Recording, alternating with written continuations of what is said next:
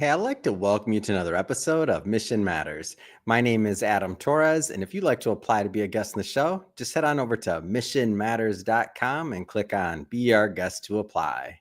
All right, so today is a very special episode. I've been looking forward to this for a really long time. I have Michelle Lackey on the line. She's the lady track boss over at Alaska Raceway Park. I have not yet been to the Raceway, but I've seen so many pictures and I am jealous, and I can't wait to bring this story to my audience and also talk about the upcoming book that we're launching together. So first off, Michelle, welcome to the show. So good to have you here.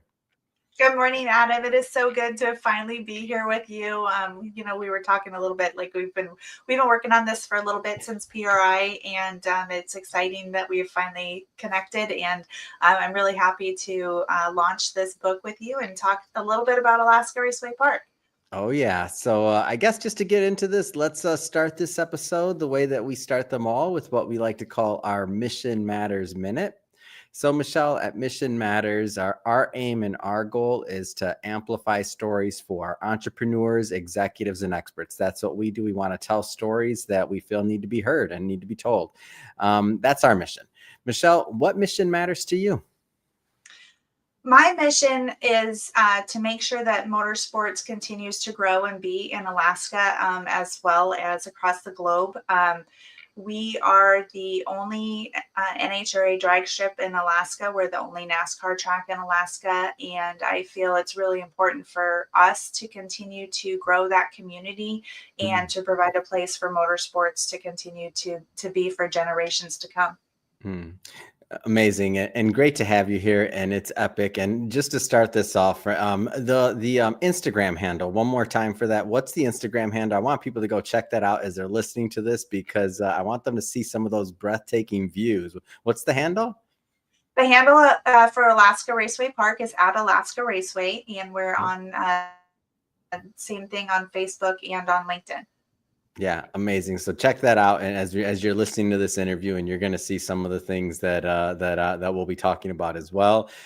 First off, Michelle, and I don't know this story. How did you get into motorsports in general? Like, when were you first introduced to it? Well, motorsports is a family sport. It's we grew up here. My older brother started racing at Alaska Raceway Park in the late 80s, and as I became old enough to drive, then I started driving. My parents bought into the racetrack with a few other drag racers in the late 90s. They ended up buying it from the gentleman who started the track originally. We turned 60 last year, so it's been here for a while. So they bought into the track. I continued to race. I ended up getting pregnant with my daughter, Morgan. And so I got moved into a managerial type role. And I've been kind of working behind the scenes ever since. And then in 2016, we added our NASCAR track. And when that happened, I kind of got put in charge of that. And in 2020, I took over from my parents as the lady track boss. And I want to get into that name in a moment, but before we do, because Lady Track Boss, I remember when I first seen you, and you had in person, I should say, and you had on that shirt. I'm like, oh my gosh, we're in for one here. But before we get into Lady Track Boss, did you know, I want to stay in the earlier days a little. 19073518174. I want to stay in the earlier days. Oh, no problem. I want to stay in the earlier days just a little bit longer. So did you know, like, that you were going to get involved in what became the family business? Oh, is everything okay? Battery. Did we lose you? Connected to BASKTOP. Hold on, I'm having some. Okay, so I can. All right, did we lose you? We got you back. There we go. Yes. I'm sorry about that. No big deal. So Michelle, what I was saying is, did you know, I want to stick in the earlier days a little bit longer here. Did you know, like in the early days, that you were going to be involved with the family business and this was going to be part of your path? Because sometimes people, like, when you're growing up in the family business, you're like, I don't want to do that. Or was it just like, no, this is the greatest thing ever, I'm in? Like, what was your journey like? It wasn't really like that. I was actually living in Fairbanks, which is about 6 hours away from the racetrack. I had moved up there. I owned a printing company in Fairbanks. I owned well, I didn't own. I started the Fairbanks Roller Girls, Hmm. which is a nonprofit roller derby league. So I Yeah. was busy doing all of that stuff. I was coming down here on the weekends and racing, and my family, my parents were running it, and they were kind of getting a little bit older and Mm. having some health issues, and they were talking about, potentially selling the racetrack. Like, they needed to come up with Yeah. an exit plan, and we were down here one summer, and I ended up, mom wasn't feeling really good, so I ended up popping into the pit gate and kind of taking over for her. And on the way home, you've got 6 hours to reflect on things, and I was Yeah. like, this isn't this is a community that I've grown up in. People have Mm. seen me grow up here. They've seen my kids grow up here. Yeah. We've got generations of racers, and if my parents sell this track to somebody else, Mm. that changes things, right? Hmm. And it just didn't seem like that was the path that I wanted to go in. And so it was Mm. kind of at that point that we were like, okay, I need to get back here. I need to take over for my parents. And Mm. my daughter at the time was in high school. So I kind of needed to wait till she finished school.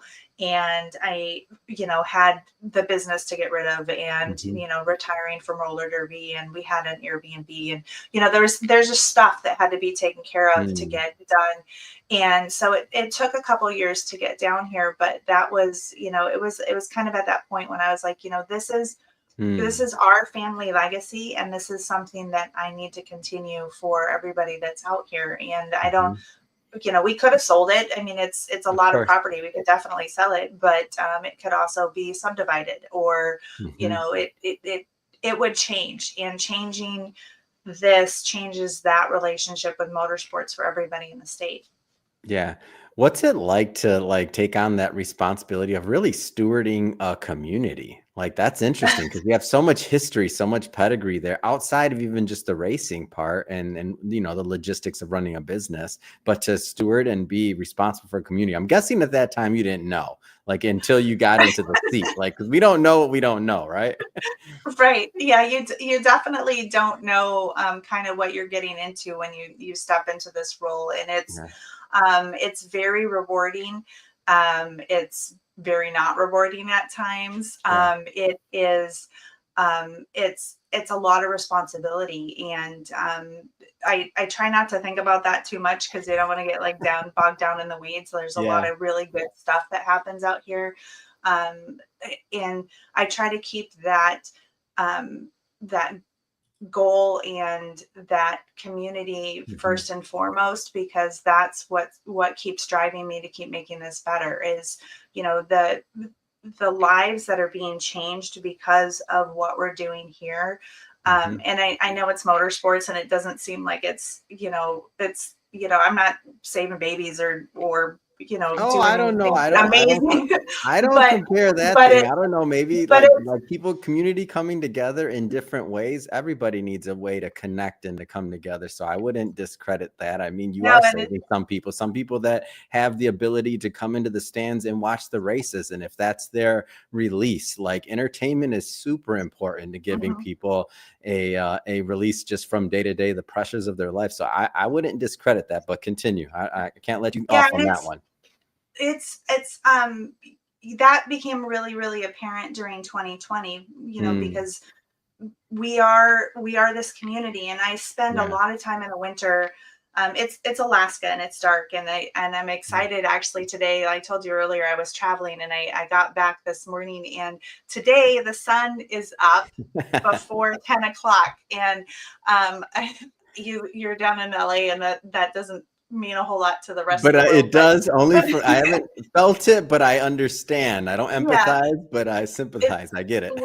we're gaining like six minutes of daylight a day, and every minute makes such a huge difference. And so in the wintertime, it's long and it's dark, and I don't get to spend time with my community. And so in 2020, we were, of course, everything shut down, and it was like, Mhm. okay, well, what do we do? Like, this is going to change things for so many people, because we're not going to be able to get together. And Mm. because it is a large facility, and we're outdoors, and we're in a very progressive state, we were able to continue to race during COVID. And that Mm. made a huge difference to so many people, because we were Yeah. someplace where people could they didn't have to be masked up, and they didn't have to be locked up, and they didn't have to be away from the people that they really connected with. And Yeah. I was very grateful that we were able to provide that opportunity for everybody across the state. It was great. Yeah. So, amazing story. And I wish I would have been out there. I was cooped up in an apartment and Oh, quarantining in downtown Los Angeles. That was horrible. I wish we would have known each other then. I've been in Alaska at the Raceway. I wasn't doing anything anyway. I'd do some interviews over there. Fine. yeah, we've got Wi-Fi's.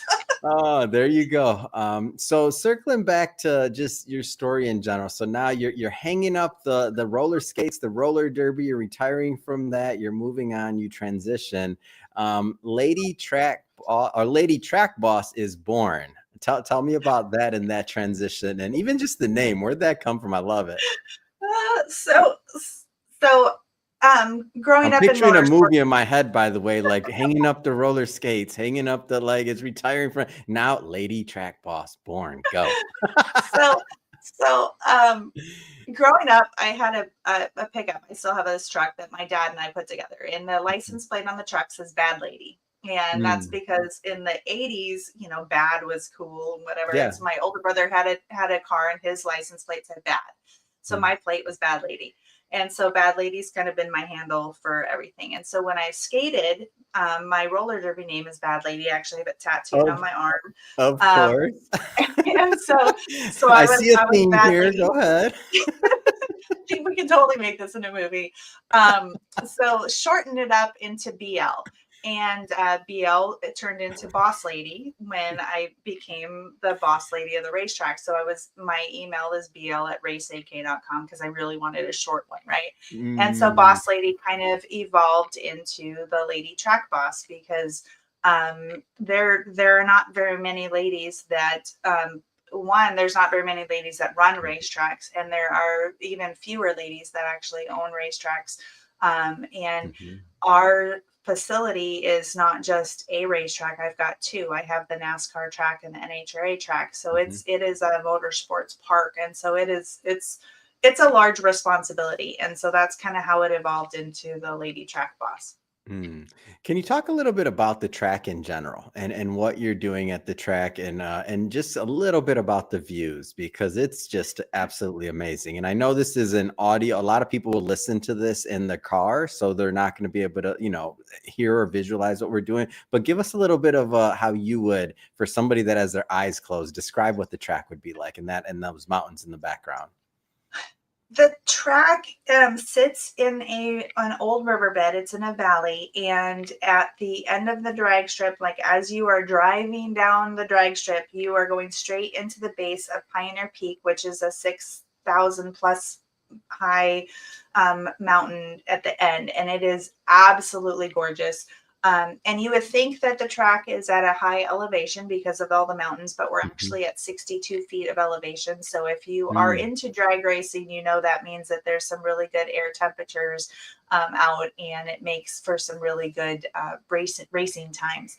And at the oval track, that mountain is also in the back. So as you're cornering, going around turn 2 and you're heading down the straightaway into turn 3, you're driving like straight into that mountain. So it's absolutely gorgeous. We have a whole nother mountain range on the other side. And because it's in a valley, at the very end of the valley, there is a glacier that you can actually drive all the way down to and go check out. In the wintertime, this time of year, we've had a lot of northern lights. So the aurora has been out at night over the racetrack, and it's absolutely gorgeous here. So it's a beautiful racetrack. It's 45 minutes north of Anchorage, which is where you would fly into if you fly into Alaska.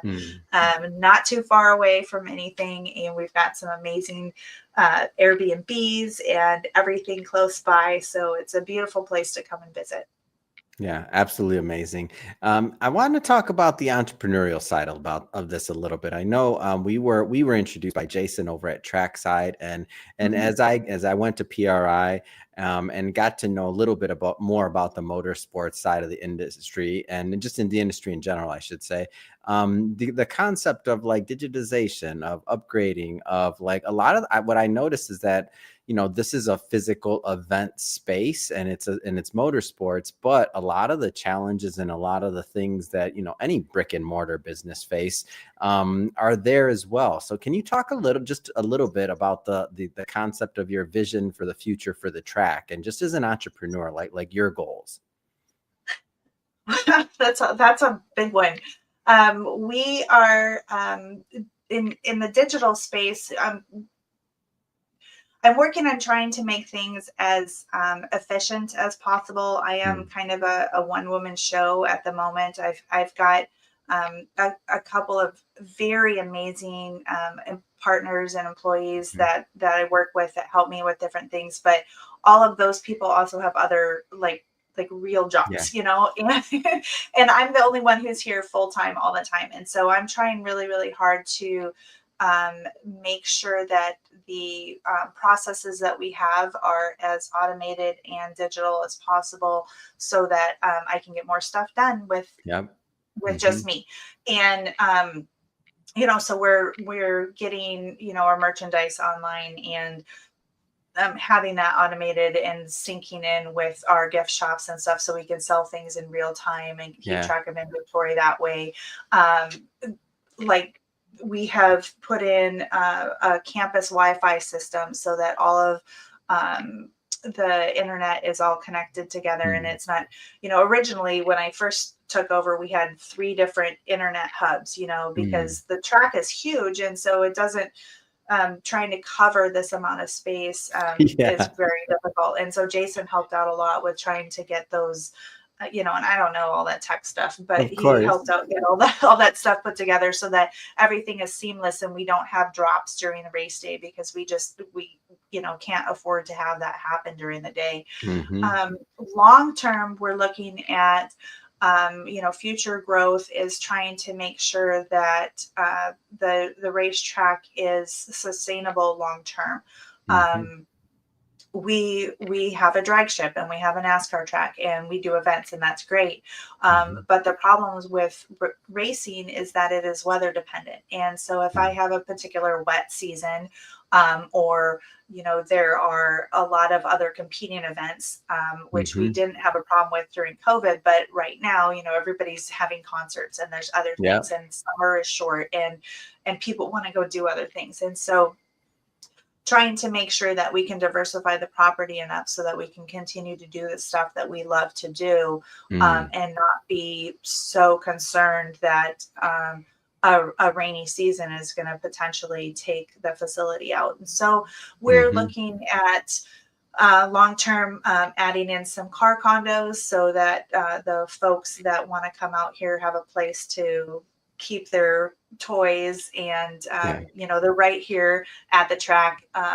Putting in possibly an event center or something like that, so that we can do our banquet at the end of the season is 200 plus people, and Mm, so we can host that thing, and so we can host people's Christmas parties and weddings, and because it is a gorgeous venue, and absolutely. Mhm, why wouldn't you want to have this background in your wedding photos? mhm. um, and then long term, I'd like to put in some type of road course, because that was my dad grew up racing at Road America in Wisconsin, and Mm, doing things like that, and that was kind of in addition to the oval track, one of his mhm. dreams. And so it would be really nice to make sure that that came true. We don't have a facility like that in Alaska, and I think having that, and with a location that allows people like yourself to Mhm. come up and race at a beautiful facility, and kind of check that off of your bucket list. Lady Track Boss getting it done. I love Yep. this. It's such a great story. Well, for everybody watching, just so you know, we're definitely going to bring Michelle back on the show once the book is launched. We're looking at a target date for before the end of February, so we're really, really close here, and we're going to definitely bring Michelle back on, and we're going to do a full deep dive into what she wrote and what she contributed to the book. So don't worry about that. But for today, Michelle, if somebody wants to follow up, they want to learn more, they want to connect with your team at Alaska Raceway Park, how do they do that? Well, our website is raceak.com. We are very active on Facebook and Instagram at Alaska Raceway Park. You can also follow us on LinkedIn. A little less active on there. I got to work on that one a little bit more. But and then if you want to follow along with me, I am also on all of those platforms at Lady Track Boss, and you can check that out at ladytrackboss.com. Perfect. And for everybody listening and watching, just so you know, we'll definitely put those links in the show notes, so you can just click on the link and head right on over. And speaking of the audience, if this is your first time with Mission Matters and you haven't done it yet, hit that subscribe or follow button. This is a daily show. Each and every day, we're bringing you new content, new ideas, new stories, and hopefully new inspiration to help you along the way in your journey as well. So again, hit that subscribe or follow button. And Michelle, thank you so much for making some time for us. And I'm really excited about the book that we're launching together, and also get to bring you back on the show so we can talk about it some more. So thanks for coming on. Yep. Thank you.